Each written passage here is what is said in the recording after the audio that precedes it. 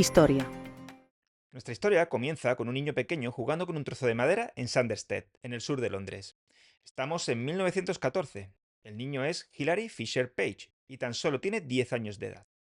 Su padre, un trabajador del sector maderero, ve el empeño que su hijo pone fabricando sus propios juguetes y ni corto ni perezoso le compra 2 toneladas de restos de madera en un aserradero local. Más que suficiente para mantener al niño ocupado durante los próximos años, avivando aún más su interés por la construcción de juguetes. Aún no lo sabe, pero este extravagante regalo terminará llevándolo a crear una pequeña juguetería, Kiddycraft, sin la que Lego, seguramente, nunca habría llegado a ser lo que es hoy día. Fue Page quien creó los Self-Locking Building Bricks en 1947, los ladrillos que terminaron en manos de Ole Kirk, convenciéndolo de su potencial para avivar la creatividad de los niños.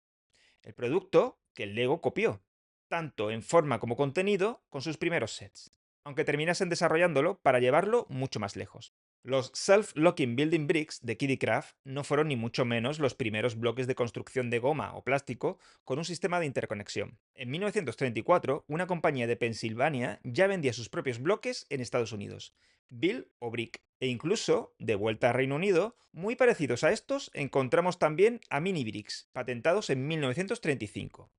No, Page no fue el primero, pero fue quien sin pretenderlo le mostró el camino al Lego.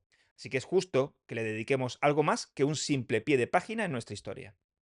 Page fundó Kiddycraft en 1932 con la ayuda de un amigo, Charles Warwick Alpas. Tan solo se trataba de una pequeña juguetería en Purley, un barrio londinense del distrito de Croydon, donde vendían muebles para cuartos de bebé y juguetes de madera importados desde Rusia como anillos apilables Piramidka o muñecas rusas, las famosas matrioscas.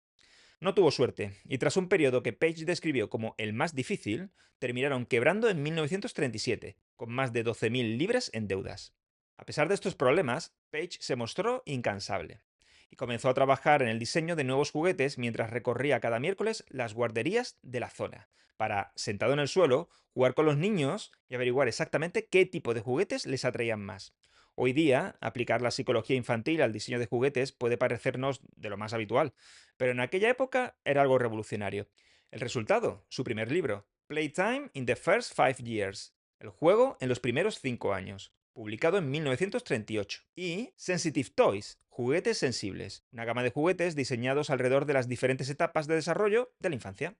Al mismo tiempo, Page se había dado cuenta de que el plástico ofrecía una alternativa segura e higiénica a la madera como materia para la fabricación de juguetes. Durante generaciones hemos intentado encontrar algún tipo de pintura o esmalte que no se pueda chupar o roer, en vista del hecho de que prácticamente todos los juguetes que se dan a un bebé o a un niño pequeño van directamente a su boca. El plástico ofrece una ventaja clara. El polvo y los gérmenes no pueden adherirse con la misma facilidad a su superficie lisa. Y como decía Page, los colores vivos siempre resultarán más atractivos e interesantes para los niños. En junio de 1938, Page y Charles fundan British Plastic Toys Limited y en julio, Kiddycraft Limited. Borrón y cuenta nueva. Y esta vez las cosas parecen irles bastante mejor. Los nuevos Sensible Toys se vuelven bastante populares entre las madres británicas, y aunque la mayoría de sus juguetes se basaban de un modo u otro en los diseños rusos que habían estado importando, en 1939 patentan su primer bloque de construcción, Briplax, unos cubos de 2x2, precursores de los Self-Locking Building Bricks, pero bastante más grandes. Estalla la Segunda Guerra Mundial y Kiddycraft tiene que detener su producción a causa de la escasez de materias primas. Page se lanza a recorrer los Estados Unidos dando conferencias sobre los niños en tiempos de guerra y promoviendo las relaciones comerciales con Reino Unido. En 1942 regresa a su hogar cruzando el Atlántico en un convoy, un sistema utilizado por los aliados para proteger los buques mercantes de los ataques de los submarinos alemanes durante la guerra. Publica su segundo libro, Toys in Wartime, Juguetes en tiempos de guerra, donde enseña a crear juguetes con elementos de andar por casa.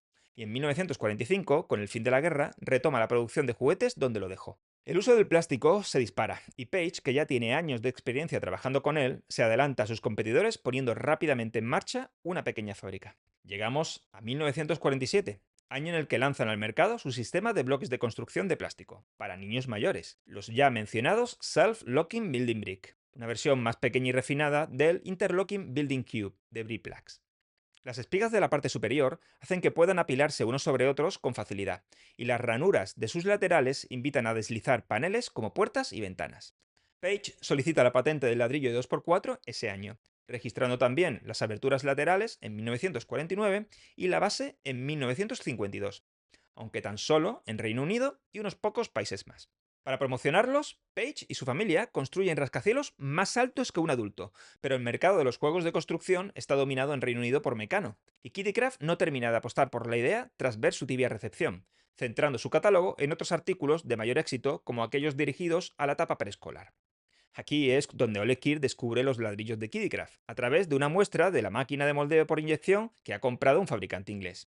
Estamos en 1949 y Lego lanza los Automatic Binding Bricks, su versión de los bloques de Kiddicraft. Se parecen en más de un sentido, también en su escaso éxito de ventas. Pero mientras Ole Kier persevera, Page decide detener su producción en 1955 para centrarse en otra revolucionaria idea que desafortunadamente le llegó a su fin: Kiddicraft Miniatures, reproducciones en miniatura de alimentos y artículos cotidianos como cajas de detergente, botellas de bebida o latas de sopa. Una idea que fabricantes como Mini Brand han logrado explotar con éxito hoy día, pero que quizás era demasiado para una pequeña empresa como la suya a comienzos de los años 50. Kiddicraft pretendía producir más de 300 artículos diferentes y se embarcó en uno de los mayores acuerdos de licencia de la industria juguetera, quizás el mayor de la época.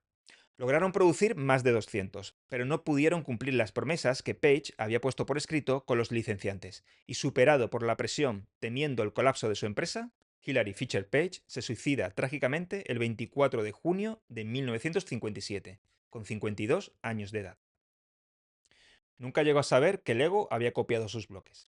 La compañía danesa no comenzó a mirar hacia los países angloparlantes hasta el año siguiente, 1958, cuando empezaron a estudiar diferentes formas de desembarcar en Estados Unidos e Inglaterra. Godfrey soñaba con lanzar su sistema de juego en aquel país, pero temía que la patente original de Page fuese un impedimento. Un grupo de abogados ingleses examinaron el asunto y llegaron a la conclusión de que las innovaciones que Lego había realizado sobre la idea original, añadiendo los tubos inferiores para mejorar la fuerza de agarre, les despejaba el camino. El fantasma de Kiddicraft había perseguido a Lego hasta entonces, y Kjell Kirk Christiansen, el hijo de Godfrey, no lo ocultaba. Por aquel entonces había mucha gente fabricando distintos tipos de ladrillos de plástico. Incluso en los años 30, antes de que Kiddicraft fabricara los suyos, había gente en todo el mundo experimentando con ladrillos que tenían espigas en la parte superior y que estaban hechos de madera, caucho, arcilla y plástico. Así que no podemos decir, y nunca hemos dicho, que fuéramos nosotros los que inventamos el primer ladrillo.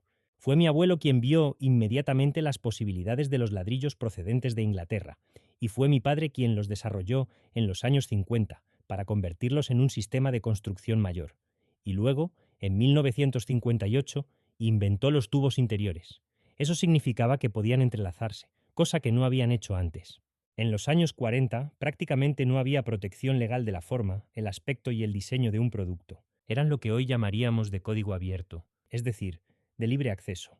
Eso sí, a lo largo de los años, papá nunca se sintió cómodo teniendo que explicar de dónde procedía la idea original.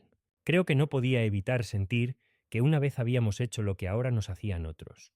Tras la muerte de Page, la empresa siguió adelante, y Warwick Alpas, el viejo amigo de Page, continuó siendo el principal accionista hasta que Kiddicraft comenzó a cambiar de manos a finales de los 70. Primero siendo adquirida por Hester en 1977 y más tarde por Fisher Price en 1989, a la que tan solo le interesaba la marca y no los diseños de Page. 4 años después, la propia Fisher Price fue adquirida por Mattel, poniendo fin a los 60 años de historia de Kiddicraft. Page recibió de forma póstuma en 2007 el premio de la British Toy Hobby Association por su contribución destacada a la industria del juguete. Lego terminó comprando los derechos y la marca comercial de los ladrillos de Kiddicraft a los descendientes de Hilary Fisher Page en 1981. Estaban preparándose para demandar a la estadounidense Tyco, paradójicamente, por copiar sus ladrillos. Pero esa es una historia para otro día.